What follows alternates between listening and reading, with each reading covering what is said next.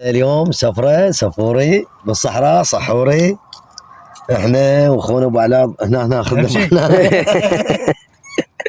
صل يا مؤمن طلع ابو علاء.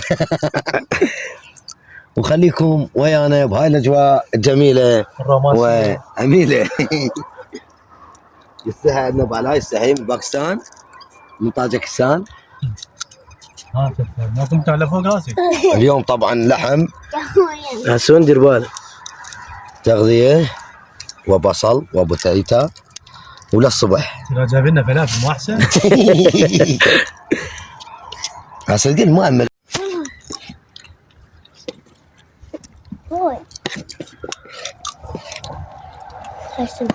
احنا والله عاد جايبين لنا طلي بس نسينا الطلي وجبنا شرت كراعين. هاي الكبده مالك. كبده صدق. ما عليها.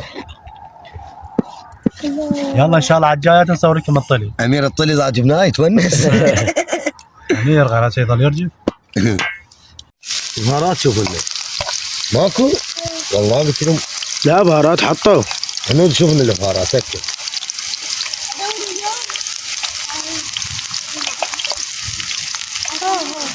ثانية البهارات والله ملح بهارات شوف. وتيتا حطيت لها مليح؟ لا هسه كوي بوردي. اي افتح هذا ديوانية عبالي ذاك ثاني. لا كان يا اخوان وصلنا حاليا الى اللحم. درنا اللحم لان ما قدرنا نصور. لان عندنا واحد هنا كلش حال سير اخوان. فان شاء الله انتظرونا حتى تاكلون ويانا. والحين الطماطية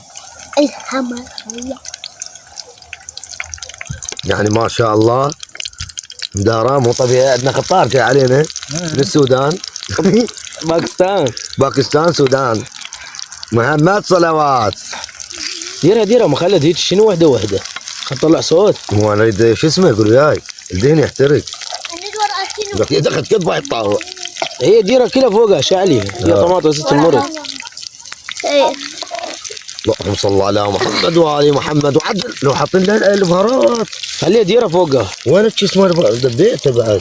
لا هذا هو هاي طنكها. يا بالطماطه صارت مرقه. مرقه طماطم. راح ناكل كله. اقول لك صدق ماكل مرقه ما بيض. شاء الله طماطم. شنو السالفه؟ والله اقطع حج اقطع. يابا النوم استوى الاكل السحور.